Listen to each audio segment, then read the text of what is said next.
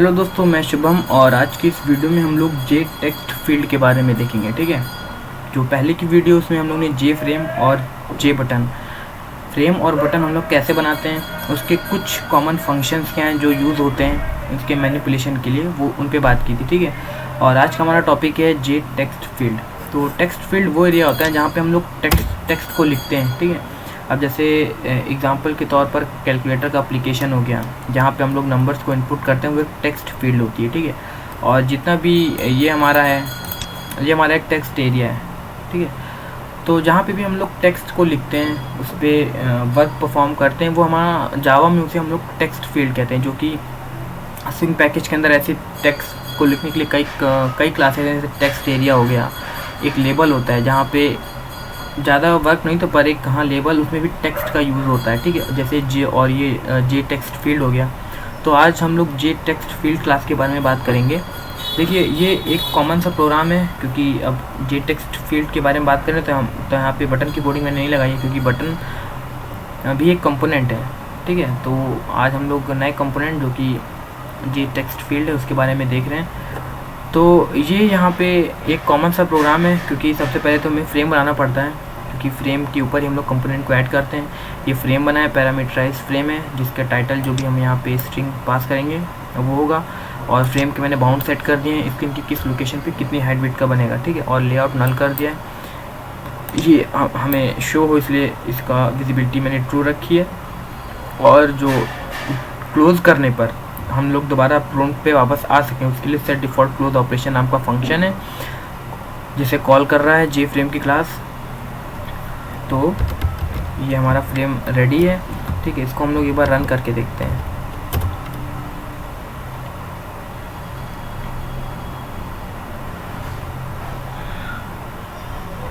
ठीक है, देखिए ये हमारा फ्रेम रन हो चुका है, जैसा कि हम लोग ने कोडिंग की है, सेम एज इट इज़ वैसे ही फ्रेम है। ठीक है, अब इसको हम लोग रन करते हैं।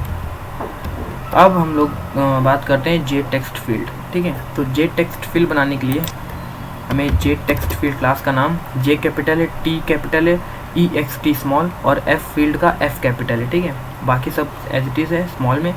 उसका एक रेफरेंस वेरिएबल बनाया। ठीक है, जे टेक्स्ट फील्ड, यहाँ पे देखिए एक आर्गुमेंट, अभी यहाँ पे कई टाइप के कंस्ट्रक्टर होते हैं जे टेक्स्ट फील्ड के, तो सबके बारे में भी हम लोग देखेंगे। और देखिए टेक्स्ट फील्ड तो बन गई है।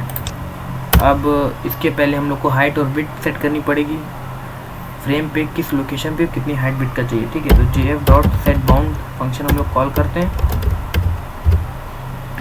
1020, और इसकी हम लोग विड्थ ज़्यादा रखेंगे। ठीक है, तो हम लोग ने 200 कर दी, और ठीक है हाइट 20 से 30 रखेंगे। ठीक है, ये देखिए हमारी इसकी क्या कहते हैं, विड्थ और हाइट दोनों सेट हो गई हैं, और फ्रेम की किस लोकेशन से बनना स्टार्ट करेगा वो भी हम लोग ने सेट कर दिया। ठीक है, अब इसे फ्रेम पे ऐड करते हैं, F dot add J F.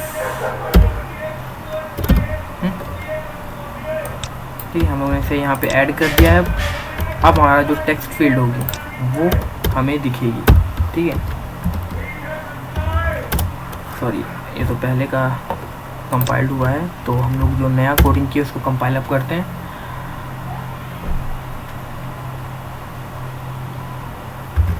Then हम लोग ने रन किया, तो देखिए हमारे पास टेक्स्ट फील्ड होगी जो कि स्क्रीन की लोकेशन पे बनी है, जहाँ पे जैसी लोकेशन हम लोग देंगे 1020 दी है, तो देखिए 10 यहाँ पे, 1020 यहाँ कहीं होगा, 200 और 30 यहाँ कहीं होगा। ठीक है, तो इसीलिए यहाँ पे ये इतनी साइज़ की ये बनी है। ठीक है, अब इस पर हम लोग कोई भी टेक्स्ट लिख सकते हैं। ठीक है, ये तो हो गया टेक्स्ट फील्ड बनाना। टेक्स्ट फील्ड कैसे बनती है, टेक्स्ट फील्ड बनाने के लिए ज़्यादा कुछ टफ नहीं करना पड़ता है। पहले फ्रेम आप लोग डिज़ाइन कर लीजिए, उसके बाद टेक्स्ट फील्ड बनाइए।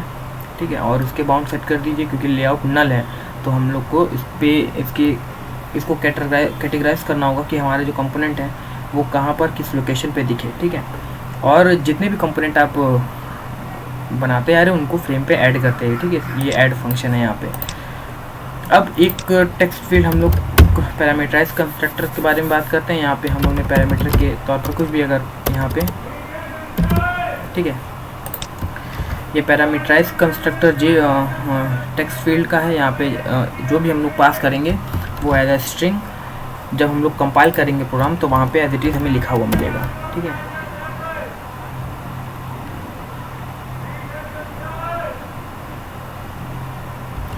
कंपाइल हो चुका है, अब इसको रन करते हैं। जो भी हम लोग ने वहाँ से पास किया होगा, देखिए वो यहाँ वो सेंटेंस हमें यहाँ पे पहले से लिखा मिला होगा। अब इसके हम लोग टाइपिंग भी और भी कर सकते हैं, और जो मैंने वहाँ से पास किया इसको इरेज भी कर सकते हैं, ठीक है। पर यहाँ पे अभी देखिए जितनी भी टाइपिंग होती है बाय डिफ़ॉल्ट लेफ़्ट साइड से होती है, ठीक है। तो हम लोग इसकी अलाइनमेंट भी कर सकते हैं कि हमारी टाइपिंग कहाँ से हो रही है, कहाँ से स्टार्ट होना चालू हो। तो उसके लिए भी हमारे पास फंक्शंस होते हैं, jf.set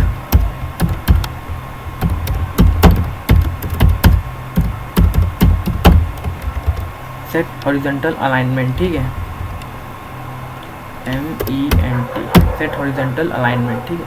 ये हमारा फंक्शन होता है टेक्स्ट फील्ड में टेक्स्ट के अलाइनमेंट को सेट करने के लिए, ठीक है। देखिए सेट स्मॉल है, हॉरिजॉन्टल का H कैपिटल और अलाइनमेंट का A कैपिटल है, ठीक है। अब इसके अंदर के हम लोग स्टैटिक मेंबर को एक्सेस करने जा रहे हैं। जे टेक्स्ट फील्ड डॉट हमें राइट में शिफ्ट करना है, तो राइट, ठीक है।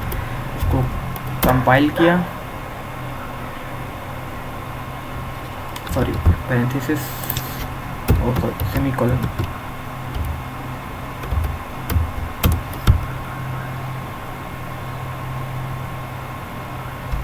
सॉरी स्पेलिंग गलत है अभी हॉरिजॉन्टल की, set horizontal alignment.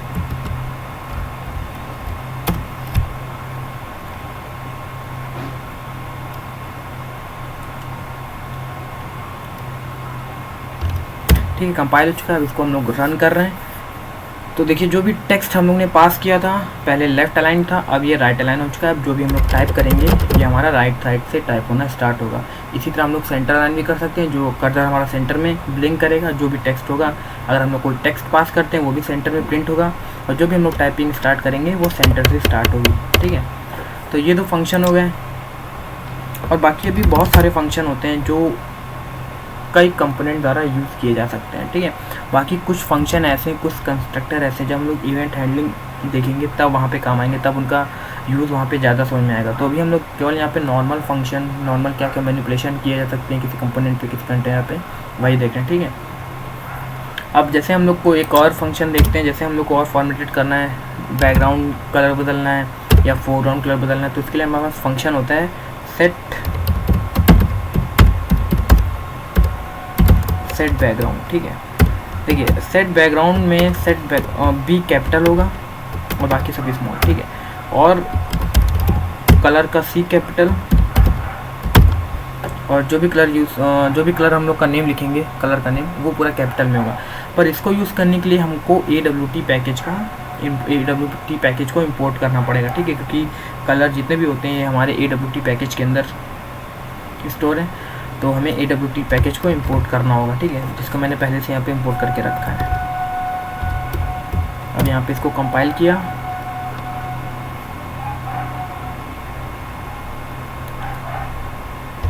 And then अब जब हम लोग इसको रन करेंगे तो जो हमारी टेक्स्ट फील्ड होगी वो पूरी ब्लैक रंग की होगी, ठीक है। देखिए यहाँ पे जो शुभ एक मैसेज लिखा था वो भी ब्लैक रंग में है, क्यों? क्योंकि पहले बाय डिफ़ॉल्ट स्क्रीन वाइट होती है और टेक्स्ट ब्लैक होता है। तो हम लोग फोरग्राउंड कलर भी चेंज कर सकते हैं, ठीक है। अब हम लोग यहाँ पे इसी को कॉपी कर रहे हैं, jf.set फोरग्राउंड कलर यहाँ पे कर दे रहे हैं येलो, ठीक है। तो अब जो भी हमारा टेक्स्ट होगा वो येलो रंग में प्रिंट होगा वहाँ पे,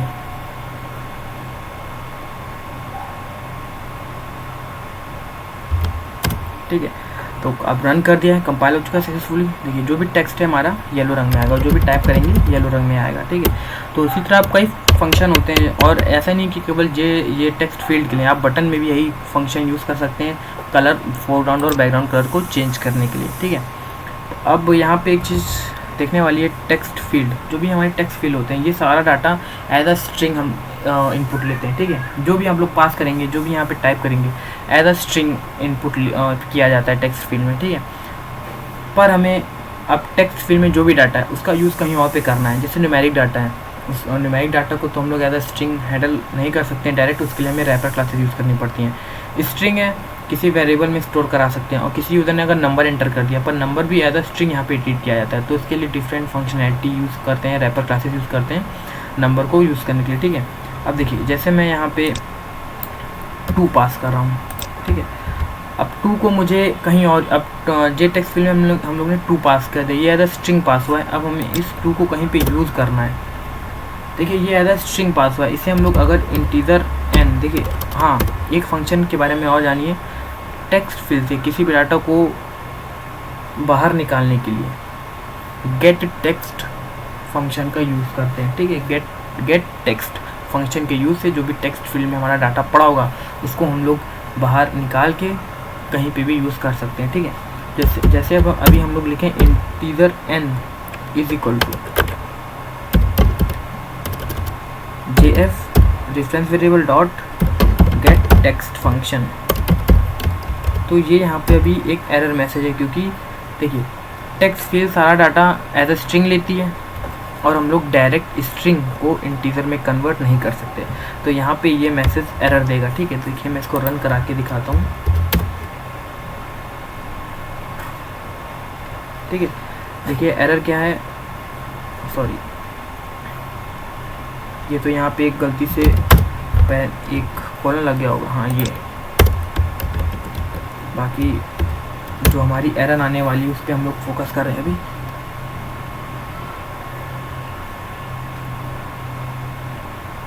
हाँ ये जो एरर है can not find symbol int jf dot, यहाँ पे तो स्पेलिंग गलत हो गई है, gate text. Now again compile करते हैं,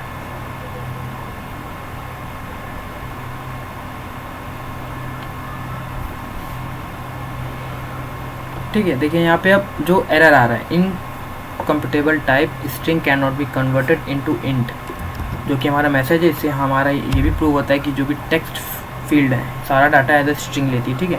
अगर यहीं पे हम लोग यहाँ पे कर दें स्ट्रिंग,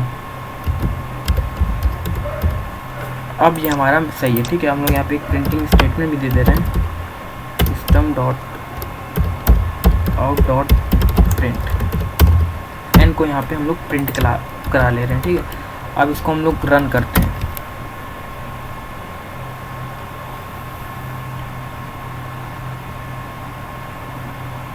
ठीक है। देखिए अब सक्सेसफुली हमारा रन हो गया है, सॉरी कंपाइल हो गया है। देखिए यहाँ 2 लिख के भी आया क्योंकि प्रिंटिंग स्टेटमेंट दिया। यहाँ पे देखिए डाटा हमारा 2 पड़ा था, जो कि हम लोग ने टेक्स्ट फील्ड से बाहर निकाल के अपने कमांड लाइन पे एज अ आउटपुट हम लोग ने प्रिंट करा दिया, ठीक है। तो देखिए क्योंकि ये एज अ स्ट्रिंग ट्रीट हुआ है तो इसलिए यहाँ पे हम लोग ने प्रिंट करा दिया है, ठीक है। अब इसे एज अ इंटीजर प्रिंट कराना है। देखिए हम लोग इंटीजर डायरेक्ट यूज़ करें तो नहीं प्रिंट हो रहा था, ठीक है। तो इसके लिए देखिए क्या करेंगे, रैपर क्लासेस का हम लोग यूज़ करते हैं, ठीक है। ये एज अ स्ट्रिंग है, देखिए अब इसमें हम लोग क्या कहते हैं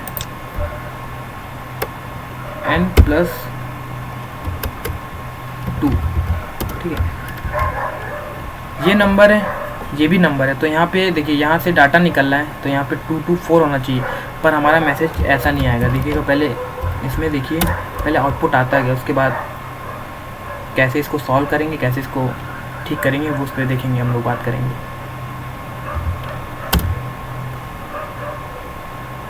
आउटपुट हमारा जो 2 आ रहा है, ठीक है, बल्कि यहाँ पे 4 हो जाना चाहिए, क्योंकि देखिए यहाँ पे क्या लिखा है n+2, ये स्ट्रिंग है, ये न्यूमेरिक वैल्यू है, ठीक है। स्ट्रिंग और न्यूमेरिक वैल्यू जब के बीच प्लस ऑपरेटर लगता है तो वो ऐड नहीं होते हैं, वो कॉनकैट हो जाते हैं, ठीक है, कनकैट हो जाते हैं, जो कि यहाँ पे हुआ है, ठीक है। अब हमें इस 2 को, जो हमारे टेक्स्ट फील्ड का 2 है, इसे एज एन इंटीजर बाहर निकालना है। तो इसके लिए हमें रैपर क्लासेस का यूज़ करना पड़ेगा, जिसका सिंटैक्स कुछ इस तरह है, ठीक है। यहाँ पे इंट n कर दे रहे हैं हम लोग। अब यहाँ पे कैसे यूज़ करेंगे, इंटीजर डॉट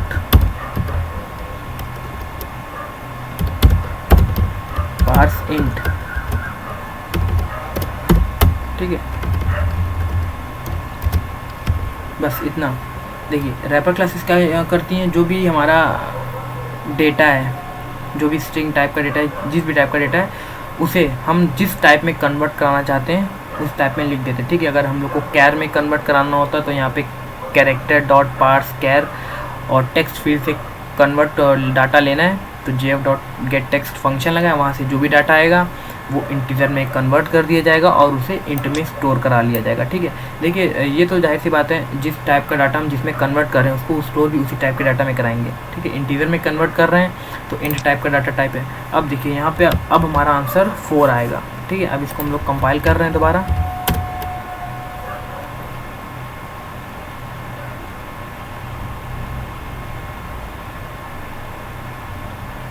और अब इसको हम लोग ने रन किया तो अब इसका आंसर अब 4 आना चाहिए। देखिए ये 4 आ रहा है, ठीक है। ये टेक्स्ट फील्ड में जो भी डाटा था हम लोग ने इसे इंटीजर में कन्वर्ट किया और वहाँ पे इंटीजर में कन्वर्ट करने के बाद जो भी ऑपरेशन परफॉर्म होता परफॉर्म कर दिया और उसको हम लोग ने यहाँ पे प्रिंट करा दिया, तो ये एज 4 आ रहा है, ठीक है। तो इसी तरह हम लोग डिफरेंट रैपर क्लासेस का यूज़ करके जो टेक्स्ट फील्ड में डाटा पड़ा है उसको अपनी मनचाही डाटा टाइप के हिसाब से कन्वर्ट कर सकते हैं, ठीक है।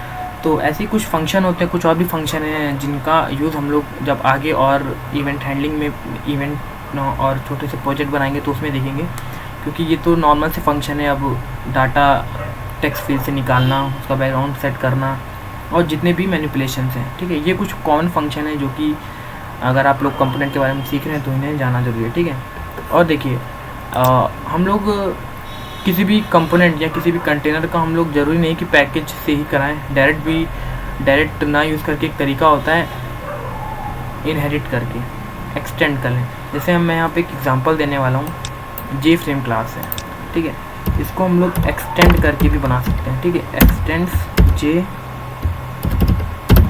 जे फ्रेम क्लास को एक्सटेंड कर दिया। अब यहाँ पे हम लोग को इससे फ़ायदा क्या होगा, देखिए ये स्विंग ये हमारी चाइल्ड क्लास बन गई और जे फ्रेम क्लास हमारी पेरेंट क्लास बन गई, ठीक है, जो कि स्विंग पैकेज के अंदर डिफाइन है। तो हम लोग यहाँ पे अब ऐसा कर सकते हैं, स्विंग, ठीक है। तो अभी तो ये प्रोग्राम नहीं चलेगा, क्यों? क्योंकि देखिए ये चाइल्ड क्लास है, ये पेरेंट क्लास है, ठीक है। अब यहाँ पे हम लोग ने चाइल्ड क्लास का रेफरेंस बनाया है तो f बनाया है, तो इतना तो कंफर्म है कि इनहेरिटेंस में चाइल्ड क्लास का रेफरेंस अपनी पेरेंट क्लास के फंक्शंस और मेथड्स को कॉल कर सकता है जो कि पब्लिक या डिफ़ॉल्ट है, ठीक है।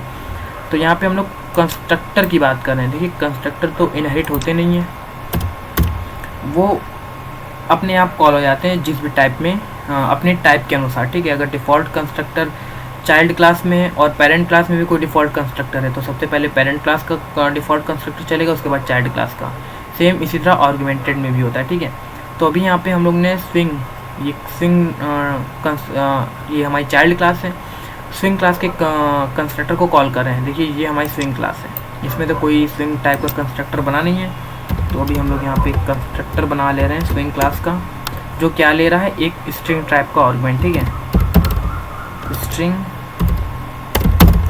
जी कर दिया, ठीक है। अब यहाँ पे क्या करना होगा, ये कोई डिफ़ॉल्ट कंस्ट्रक्टर तो है नहीं जो कंपाइलर अपने आप यहाँ पे लिख देगा कि हाँ पेरेंट क्लास के कंस्ट्रक्टर को कॉल कर दो, क्योंकि कंस्ट्रक्टर के केस में देखिए क्या होता है, अगर इनहेरिटेंस में हम लोग कंस्ट्रक्टर यूज़ कर रहे हैं तो दो सिनेरियो होते हैं। अगर डिफ़ॉल्ट कंस्ट्रक्टर हैं, ठीक है, हमारी चाइल्ड क्लास में भी डिफ़ॉल्ट कंस्ट्रक्टर है और पेरेंट क्लास में भी डिफ़ॉल्ट कंस्ट्रक्टर है, तो जब हम चाइल्ड क्लास की ऑब्जेक्ट के थ्रू कंस्ट्रक्टर कॉल करेंगे तो जो चाइल्ड क्लास में कंस्ट्रक्टर होगा वो खुद को एग्जीक्यूट करने से पहले पेरेंट क्लास के कंस्ट्रक्टर को कॉल करेगा, ठीक है। कैसे कॉल करेगा, कंपाइलर डिफ़ॉल्ट कंस्ट्रक्टर के अंदर सबसे पहली लाइन वही लिख देता है जो कि पेरेंट क्लास के डिफ़ॉल्ट कंस्ट्रक्टर को कॉल करने के लिए ज़रूरी होती है, ठीक है। पर यहाँ पे पैरामीटराइज कंस्ट्रक्टर है तो हम लोग को यहाँ पे खुद लिखना पड़ेगा सुपर कीवर्ड। सुपर कीवर्ड का मतलब क्या होता है, ये कंस्ट्रक्टर में यूज़ होते हैं, ठीक है। कंस्ट्रक्टर की पहली लाइन ही होती है सुपर, ठीक है। डिफ़ॉल्ट कंस्ट्रक्टर है तब भी और पैरामीटराइज कंस्ट्रक्टर है तो हमें ये बताना पड़ता है कि पैरामीटराइज कंस्ट्रक्टर को ही कॉल करना है, क्योंकि अब जे फ्रेम क्लास में कई कंस्ट्रक्टर बने हो सकते हैं, ठीक है। अब हमें पैरामीटर चाहिए, तो ये चाइल्ड क्लास में तो पता चल गया है कि हाँ एक आर्गुमेंटेड है, पर यहाँ पे कंस्ट्रक्टर की पहली लाइन क्या होती है, सुपर, ठीक है।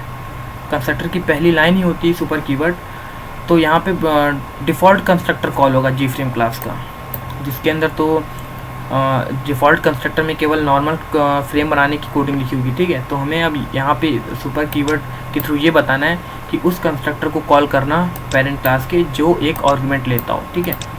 तो ये हम लोग ने कर दिया है। अब इसको कंपाइल रन करेंगे तभी हमारा प्रोग्राम सक्सेसफुली रन हो जाएगा, ठीक है।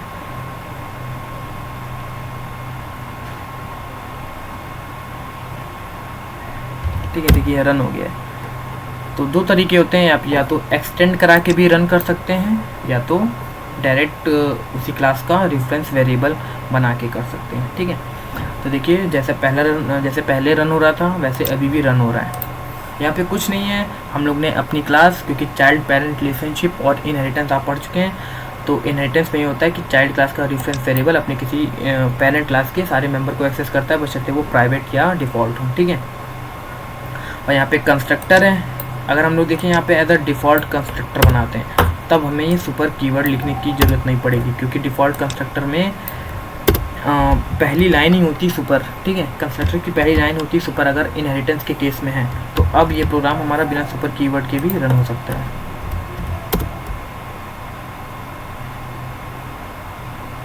बस फ़र्क इतना होगा, जो भी टाइटल है हमारा वो ऊपर लिख के नहीं आएगा, ठीक है। देखिए अभी प्रोग्राम रन हो चुका है, ये हमारा फ्रेम बन चुका है। देखिए अब ये टाइटल यहाँ पे नहीं है, और बाकी सब जो नीचे हम लोग ने एक्स्ट्रा कोडिंग लगाई है उसी के वजह से ये हमारे जो आउटपुट आ रहे हैं। बाकी देखिए यहाँ पे अब डिफ़ॉल्ट कंस्ट्रक्टर था जी फ्रेम का, जिसमें कोई भी आर्गुमेंट नहीं है, मतलब कोई भी टाइटल नहीं हमें देना है, तो यहाँ पे वो प्रिंट नहीं हुआ है, ठीक है।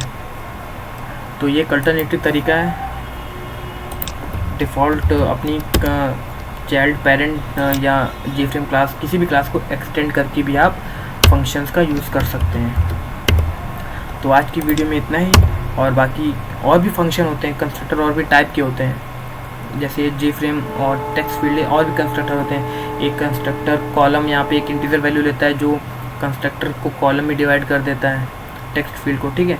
तो वो सब हम फंक्शन अभी आने वाली वीडियो में धीरे धीरे जैसे ज़रूरत पड़ेगी उनको हम लोग देखते आएंगे। तो आज की वीडियो में केवल इतना ही। Thanks for watching.